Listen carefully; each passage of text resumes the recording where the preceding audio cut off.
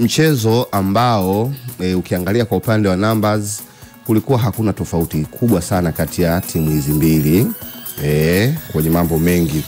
Ukiangalia mfano kwenye kutengeneza nafasi, timu zote mbili zimetumia muda kutengeneza nafasi na nafasi zimetengenezwa. Ukiangalia kwa upande wa Simba jumla nafasi 8, wakati kwa upande wa Singida nafasi 6 wametengeneza. Kwa hiyo unaweza kaona ni timu ambayo si moja ilikuja kupaki basi kumsubiri mwenzake aje, pana. Walikuwa wanapishana kuna muda. Mpaka dakika ya 7 Ahmed Abdalla kulikuwa na offside 5. You can imagine, yani huko offside 3, huko 2. Kwa hiyo maana yake kila timu ilikuwa inajaribu kwenda kutafuta chochote kwenye lango la mwenzake bila kurudi nyuma. Na ukiangalia hata mashuti ambayo yamepigwa kwenye mechi hiyo, Simba kapiga shots on target 4. Huko shot on target ziko nyingi 4, wakati Singida akipiga 3. Na mashuti ambayo kulenga goli, mashuti 6 kwa upande wa Simba, mashuti 4 kwa upande wa Singida. Kwa hiyo unaona dakika 90 nzima Simba mashuti 10 wakati Singida mashuti 7. Hii mara nyingi tumeona ikiwa tofauti kwenye mechi nyingine, unaona inakuwa tu upande mmoja. Sometimes hata shot on target mpinzani mbele ya Simba anakosa, lakini hao jamaa umeona wameenda na nafasi kubwa nyingi zimetengenezwa.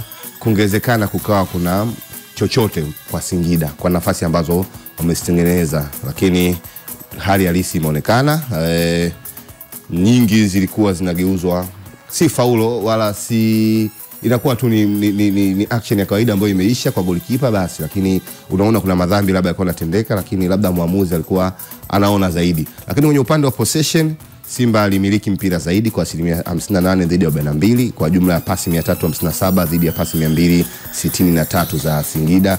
Crossi wamepiga cross 8 Simba dhidi ya cross 4 za Singida.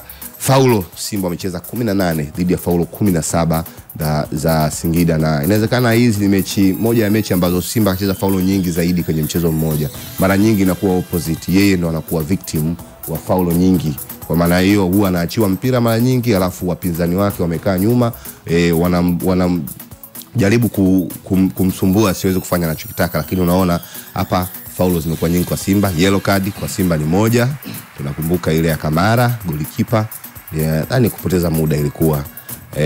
Na kwa huku kwa upande wa Singida zilikuwa 3. Na huku nako pia kuna mjadala hapa kwenye hizi kadi, kwa sababu kuna matukio mengine yanaonekana kabisa labda angeweza kuleta utofauti kwenye upande wa eneo hili. Lakini interception 15 kwa 15 pande zote mbili, tackles 14 kwa 10. Unaweza kuona hizo namba hazina tofauti sana, na hii ni kwenye eneo la ulinzi. Hatari ambazo wamezoondoa Singida ni 8, wakati Simba wamedili na hatari 8. Mipira ya juu wamedili nao 5 Simba dhidi ya 2, blocks zikiwa 2 kwa 2, na goal kick 7 kwa 6, mipira kurusha 17 kwa 20. Umeona? Kwa hiyo ukiangalia ni namba fulani ambazo hazipishani sana, na ni namba ambazo ukisema ni goli moja limefungwa wakati ukiangalia mpira ni nafasi zilikuwa nyingi, sawa, matokeo ndio yako hayo. Lakini labda tungeweza kuona magoli mengi zaidi kwenye mchezo wa jana, lakini mwisho wa siku hayo ndio ambayo yametokea. Na kiuhalisia Simba kashinda mchezo na pointi anazo 3 amezichukua. Lakini kwa mimi personally kwa upande wa muamuzi, nilimsifia mechi dhidi ya KMC kwa kutumia maiki hizi. Aliumudu mchezo vizuri na alienda na matukio vizuri, nikampa na alama zake 9 ya 10. Lakini jana kwa Elisasi ametuangusha wengi. Pua yes, na ndio ile Steve Nyerere ile. Kwa hiyo ndo mpira wetu tena, tutafanya nini? Ameshatokea na maisha yanaendelea.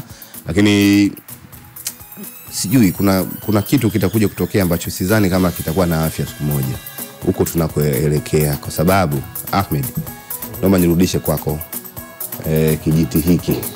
Simba amedeserve kushinda mechi kwa sababu alama 3 anazo na kaweka mpira nyavuni. Hicho ndo muhimu. Weka mpira kwanza nyavuni, alafu mengine baadaye. Kwa hiyo narudisha kijiti. Hongereni wana Msimbazi. Ubaya ubwela.